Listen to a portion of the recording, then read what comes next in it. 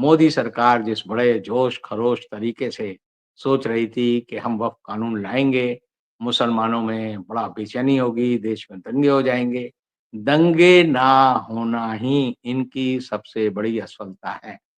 मोदी जी के संसदीय क्षेत्र में एक 19 साल की लड़की के साथ 23 लोगों ने 6 दिन तक अलग-अलग स्थानों पर ले जाकर बलात्कार किया। और ये घटना इतनी चौंकाने वाली है, मैं कहता हूँ हिंदुस्तान के इतिहास में इससे बड़ा जघन्य अपराध, रेप का कोई कांड नहीं हुआ है। सबों को याद है कि निर्भया के साथ 5-6 लोगों ने जो दुष्कर्म किया था, उसको लेकर पूरी दुनिया में एक बवंडर आ गया। लोग मोमबत्ती लेकर सड़कों पर निकल आए थे और मनमोहन सिंह की सरकार और उस समय शीला दीक्षित की सरकार थी। उनको सारे आरोपों को प्रताड़ित होकर झेलना पड़ा जिसमें उनका कोई रोल नहीं था।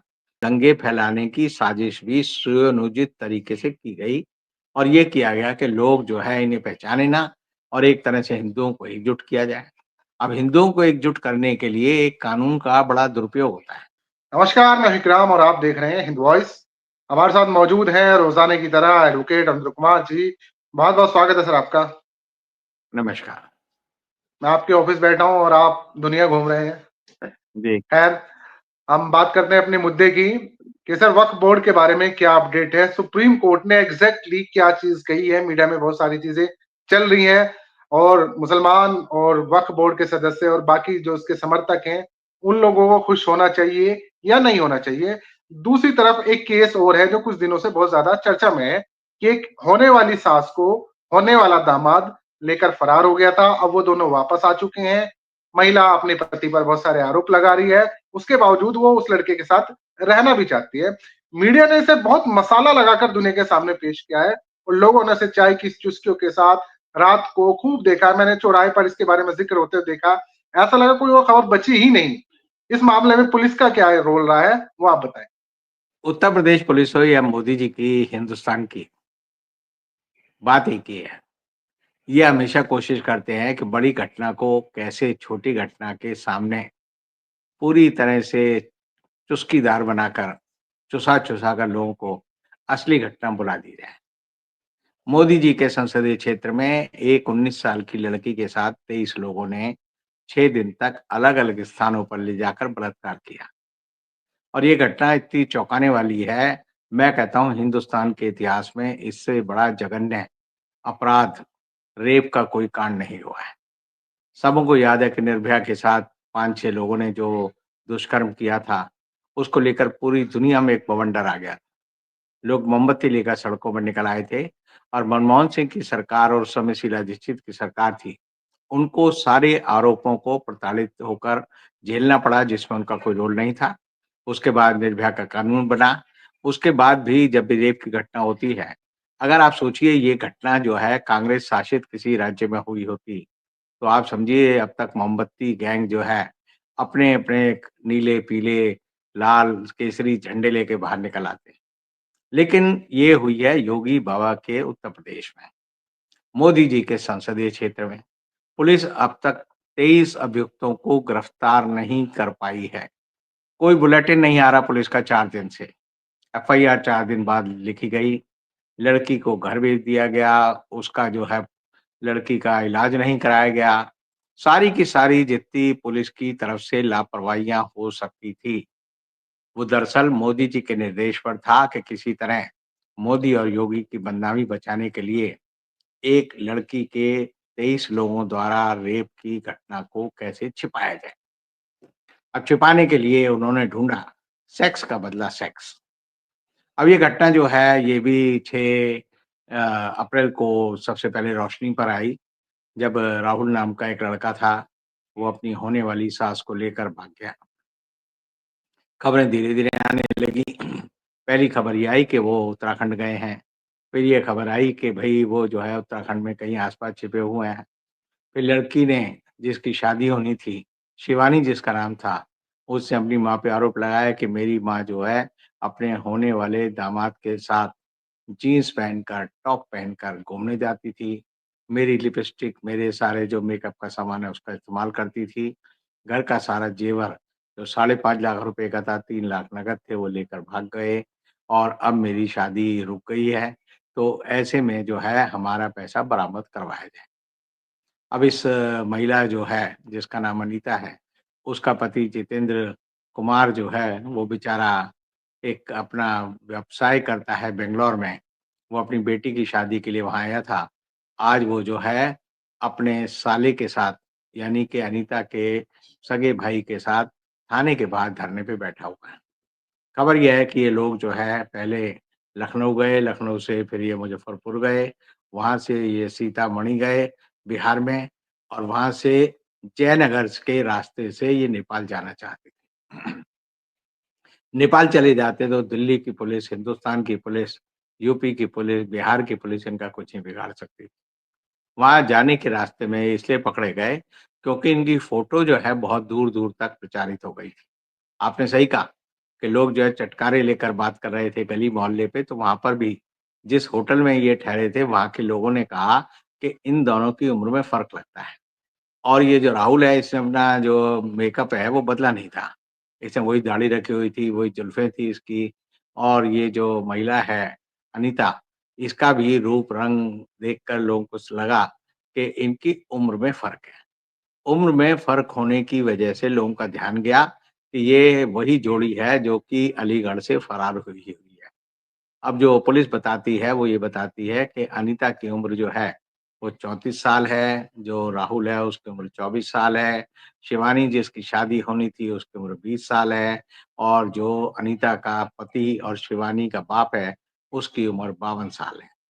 तो ये सारी सालों का जो फ़र्क है, ये लोगों की निगाह में गया और इन लोगों ने चूँकि अपने आप को उसी रंग में रखा जिस रंग में से थे, तो ये पकड़े गए। अब पकड़े आने के बाद वो ये औरत ने बड़ा ऐसा दिलचस्प बयान दिया, मेरा दिल बड़ा खुश हो गया।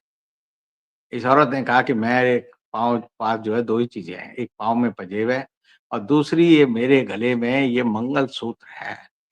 यानी कि एक औरत ने जो कर्म किया है, उसमें भी वो कह रही है ये मेरा मंगलसूत्र है। तो बड़ी पतिव्रता, बड़ी सती सावित्री महिला है और उसके चेहरे पे किसी तरह का कोई ऐसा बात नहीं है कि जिससे वो लगे कि उसने कोई गलत काम किया। उसने कहा मैं राहुल के साथ ही रहूँगी और उसने भी फ़ोटो राहुल के साथ शादी की दी है। अब एक जो बड़ी अजीब बात इस मामले में पता चली ये जो राहुल के पिता हैं, उन्होंने कहा कि ये औरत जो है मेरे बेटे पे तंत्र-मंत्र कर रही थी और उसमें जो दूसरी बात खबर आती है कि भोले बाबा, आपको याद है एक भोले बाबा थे, जिनका एक शिविर अलीगढ़ में लगा था, अलीगढ़ के ही थे वो और अलीगढ़ के ही जो ये भोले बाबा हैं, इनकी मिट्टी लेने के लिए 125 औरतें और बच्चे मारे गए। बाद में यूपी सरकार ने, योगी जी की सरकार ने इनको क्लीन चिट दे दी और तब मैंने कहा था कि बीएनएस, भारतीय न्याय संहिता का पहला टेस्ट जो है वो भोले बाबा की गिरफ्तारी से होना चाहिए। मुझे बड़ा दुःख है, मैं अपने आप पर बड़ा शर्मसारित हूँ कि मेरी बात गलत निकली। कानून ने जो है रेंग-रेंग कर भोले बाबा की पाँव की मिट्टी को चूमा और उसका नतीजा ये है कि भोले बाबा की पाँव की मिट्टी से इस औरत ने 2 ताबीज़ बनाए और एक ताबीज़ अपने होने वाले दामाद के घर पे जाकर यानी अपने समधियाने में जाकर एक तो उसकी कमर में बाँधा और एक उसकी बाजू में बाँधा, जिसके बाद वो इसके मुँह-पाश में या कहिए किसी भी तरह से उसका पूरा आज्ञाकारी बन गया और आज्ञाकारी पति के रूप में जैसा ये औरत कहती रही, वो करता रहा। अब उस लड़के के बाप ने कहा है कि भई मैंने अपने बेटे को जायदाद से, ज़मीन से बेदखल कर दिया है, हर तरह का रिश्ता तोड़ लिया है। लेकिन आप समझिए कि इस सब काम में जो उत्तर प्रदेश पुलिस जिस तरह के बहाने बनाती है, वो बड़े हँसने वाले हैं। वो कहते हैं जी इन्होंने अपना टेलीफ़ोन जो है स्विच ऑफ कर लिया था, इसलिए हम इनकी लोकेशन नहीं पूछ पाए। ये किस ज़माने की पुलिस है? ये वो पुलिस है जो आज से 20 साल पुरानी पुलिस थी। इनको नहीं पता हर जो अपराधी है उसे भी पता है आज के ज़माने में कि अगर आप अपना मोबाइल फ़ोन बंद कर लेते हैं, स्विच ऑफ कर लेते हैं, तब भी आपकी लोकेशन ट्रेस हो सकती है। बंद मोबाइल के बाद अगर उसमें सिम लगा हुआ है, तब भी आपकी लोकेशन ट्रेस हो सकती है और अगर आपने उसका वो निकाल दिया है नंबर, तो ईएमआई नंबर होता है हर मोबाइल का, जिससे पुलिस जो है, जो मोबाइल चोर होते हैं उनको पकड़ती है, लोकेशन जानती है। अब उत्तर प्रदेश अलीगढ़ पुलिस कह रही है जी हमें तो ये सिस्टम पता ही नहीं है। तो आप समझ सकते हैं योगी महाराज ने कैसी पुलिस बनाई है, कैसे लोग बनाए हैं और किस तरह का इनका सिस्टम है। कल का दिन जो था जब ये पकड़े गए 16 अप्रैल 16 अप्रैल को ही एक बड़ी घटना हिंदुस्तान के इतिहास में हुई जिसे कोई योगी और मोदी मीडिया नहीं बताएगा। 1999 में उड़ीसा के कोकाझार जिले में एक मिशनरी थे जिनका नाम था ग्राहम स्टेन। वो अपने 2 बच्चों के साथ स्टेशन वैगन में सो रहे थे। उनकी उस स्टेशन वैगन में आग लगा दी और तब जो है ये ग्राहम स्टेन और उनके दोनों बेटे जलकर उस स्टेशन वैन में मर गए। ये 99 की बात है और ये ग्राहम स्टेन कहाँ रहते थे? ये मेलबोर्न, ऑस्ट्रेलिया, वहाँ के निवासी थे। ये अपने प्रचार-प्रसार के लिए, धार्मिक प्रचार-प्रसार के लिए जो भी कहें क्रिश्चियनिटी के मिशन के लिए उड़ीसा आए हुए थे और वहाँ पर हिंदू वीरों ने इनको मार दिया।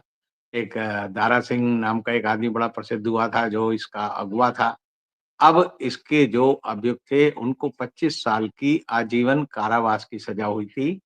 उनको रेमिशन मिल गया और वो 16 अप्रैल 2025 को जेल से बरी हो गए। एक तरह से ये जो भारतीय जनता पार्टी है, विश्व हिंदू परिषद है, उनके लिए एक विशेष ऐतिहासिक दिन है। लेकिन गोदी मीडिया, योगी मीडिया या दूसरा मीडिया, उसने इस खबर को नहीं बताया। तो इस खबर को जनता को पता चलना चाहिए, क्योंकि जनता को जब तक सच्ची खबरें नहीं मिलेंगी, तब तक उन्हें असलियत का पता नहीं चलेगा।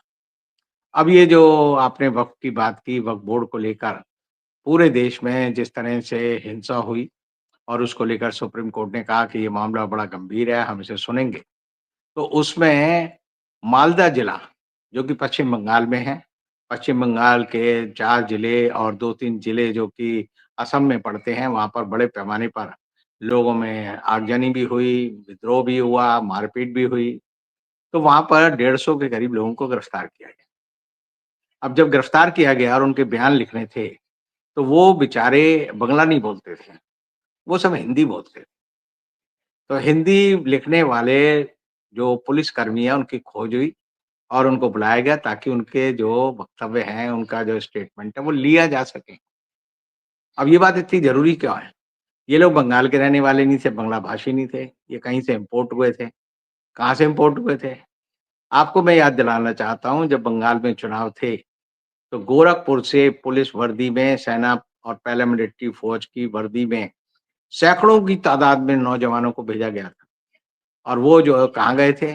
जो भाजपा के सबसे बड़े नेता हैं, अधिकारी, उनकी कॉन्स्टिट्यूएंसी में थे और वो पकड़े क्यों गए? क्योंकि वो अलग-अलग जो है जिस गेस्ट हाउस में ठहरते थे, तो वहाँ से जब वो वर्दी पहन के निकले तो पुलिस को शक हुआ कि ये लोग जो है, अगर ये पैरामिलिट्री फ़ोर्स के हैं तो इनको तो कैंप में रहना चाहिए। ये होटलों में क्या कर रहे हैं? तो जब उनकी छापा तलाशी हुई, पता चला मैंने उस समय ये पूरी खबर सबसे पहले सबको दी थी कि वहाँ पर ऐसे लोग छिपे हुए हैं। तो आप समझिए कि शुभेंदु अधिकारी के ये समर्थक कहाँ से आए थे? ये उत्तर प्रदेश से आए थे, गोरखपुर से आए थे और इनको गिरफ्तार किया गया। अभी भी ये जो दंगाई हैं, ये बंगला भाषा नहीं जानते, तो ये किसी दूसरे जिले से गए हैं, हिंदी बोलने वाले हैं। तो हिंदी बोलने वाले जिले के लोग आप समझ सकते हैं कहाँ के हो सकते हैं। उत्तर प्रदेश के हो सकते हैं, बिहार के हो सकते हैं, मध्य प्रदेश के हो सकते हैं, राजस्थान के हो सकते हैं, हरियाणा के हो सकते हैं।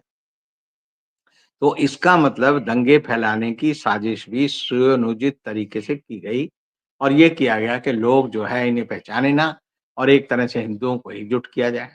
अब हिंदुओं को एकजुट करने के लिए एक कानून का बड़ा दुरुपयोग होता है। मैं बहुत सारे साधु बाबाओं से बात करता हूँ, बड़े नरम दिल के लोग होते हैं, अकल की भी बात करते हैं और वो कहते हैं कि भई हिंदुओं के मंदिरों और ट्रस्टों के ऊपर एक कानून बनाया गया और उसका नाम है Madras Hindu endowment charitable act 1951 और उसका ब्यौरा देकर वो बड़े गर्व से बताते हैं कि हिंदुओं के मंदिरों की संपत्ति का इस्तेमाल केंद्र सरकार करती है और वो पैसा जो है फिर मुस्लिम वक्फ को, मुस्लिम संस्थाओं को दिया जाता है। तो मैंने कहा भाई ये पूरा कानून पढ़ना पड़ेगा, मैंने पूरा कानून पढ़ा। तो ये पूरा कानून जो है आप देखिए 1930 में अंग्रेजों द्वारा लाया गया था, जिसे हिंदू एंडोवमेंट एक्ट 1930 कहा जाता है। जब देश आज़ाद हुआ तो 51 में इसमें संशोधन किए गए और इसमें ये प्रोविज़न है, अगर आपको पता चलेगा तो बड़ा क्रांतिकारी कानून है। इसमें प्रोविज़न है कि किसी भी मंदिर, ट्रस्ट, मठ या चैरिटेबल संपत्ति के जो पूरा का पूरा उसका किस तरह रख-रखाव करना है, उसके लिए जो समिति बनेगी, उसमें 1951 में प्रोविज़न है कि एक सदस्य तो शेड्यूल्ड कास्ट होगा, एक शेड्यूल्ड ट्राइब होगा और एक महिला होगी और इनका चुनाव होगा। सबका चुनाव होगा, 50 साल से ऊपर का व्यक्ति जो है इन चुनाव में खड़ा हो सकता है और महिला है तो 60 साल से ज़्यादा की उम्र। और इनके लिए पूरी व्यवस्था है कि किस तरह जो है डिप्टी कमिश्नर उसकी देखभाल करेगा, राज्य स्तर पर उसका क्या कार्यक्रम होगा और उसका जो पैसा सरप्लस होगा, वो किसी बैंक में जमा होगा। ये नहीं कि सरकार के खजाने में जाएगा। उल्टा है कि सरकार खजाने से जो पैसा इन एंडोवमेंट को, इन चैरिटेबल मठों को, रिलीजियस प्लेसों को देगी, उसका ऑडिट किया जाएगा और उसका पूरा का पूरा ध्यान रखा जाएगा। अब ये कानून इतना क्रांतिकारी है कि ये हिंदू मंदिरों के रख-रखाव, उनकी जो संपत्ति है उसकी रक्षा के लिए और जो अर्च अर्चना करने वाले लोग होते हैं, उनको ट्रेंड करने के लिए। पूरे मद्रास में, पूरे तमिलनाडु में आपने देखा होगा, मैंने भी देखा कि व्यवस्था की गई है कि जो अनुसूचित जाति, अनुसूचित जनजाति के लोग हैं, वो भी आचार्य बन सकते हैं, वो भी पूजा-पाठ करा सकते हैं और वो भी इनके द्वारा ट्रेंड होते हैं, शिक्षित होते हैं। तो मेरा जो सुझाव है वो ये है कि ये पूरा का पूरा एक्ट जो है नॉर्थ इंडिया के सारे हिंदू मंदिर, रिलीजियस प्लेस, हिंदू मठ, हिंदू जो एंडोवमेंट बने हुए हैं, उनमें भी लागू होना चाहिए। वो भी सब कलेक्टर के अंडर जाने चाहिए। मोदी जी कहते हैं कि वक़्फ़ की प्रॉपर्टी कलेक्टर देखेगा, तो मोदी जी को चाहिए हिंदू मंदिरों की जो संपत्ति बड़े-बड़े मठाधीशों ने जबरन कब्ज़ा कर रखी है। लोगों को पता है लेटे हुए हनुमान जी जो थे प्रयागराज के, उनका मर्डर इसीलिए हो गया था कि उनकी संपत्ति को हथियाने के लिए उनके चेले ने ही उनका मर्डर कर दिया था। तो ऐसी हालत में ये एक्ट को पूरे हिंदुस्तान में बढ़ाया जाना चाहिए और जो लोग ये कहते हैं कि मंदिर की और ट्रस्ट की जो हिंदुओं की प्रॉपर्टी है, वो सरकार के खजाने में जाती है और वो मुसलमानों के लिए इस्तेमाल करती है, वो सिर्फ़ झूठ है, झूठ के अलावा कुछ नहीं। अब हम आते हैं अपने असली विषय पर जिसकी बात आपने पूछी कि क्या वक़्फ़ एक्ट में आज क्या फैसला किया गया? सुप्रीम कोर्ट में 2 बजे सुनवाई शुरू हुई और सुप्रीम कोर्ट की बेंच ने कल अपना कड़ा रुख दिखाया था और उन्होंने कहा कि हम ये सारी व्यवस्थाएँ करना चाहते हैं। 4 बातें उन्होंने कहीं, एक वक़्फ़ बाय यूज़ पर कोई रोक नहीं लगेगी। दूसरा कलेक्टर जो है प्रोसीडिंग कर सकता है लेकिन कोई फैसला नहीं कर सकता और तीसरा ये है कि वक़्फ़ में जो भी व्यक्ति 2 लोगों को बनाने की बात है कि वो गैर मुस्लिम होंगे, इस पर हम सहमत नहीं। आज उन्होंने कहा कि भारत सरकार के जो कानून मंत्री, कानून अधिकारी, कानूनी जो प्रवक्ता हैं, जिसे हम सॉलिसिटर जनरल ऑफ इंडिया बोलते हैं, उनके मुँह से उन्होंने कहा कि हम ये तीनों चीज़ों पर सहमत हैं, हम इस पर कोई कार्यवाही नहीं करेंगे। अब सवाल ये है कि 5 स्टेट गवर्नमेंट तो सामने आ गई हैं, बाकी स्टेट गवर्नमेंट नहीं आई हैं।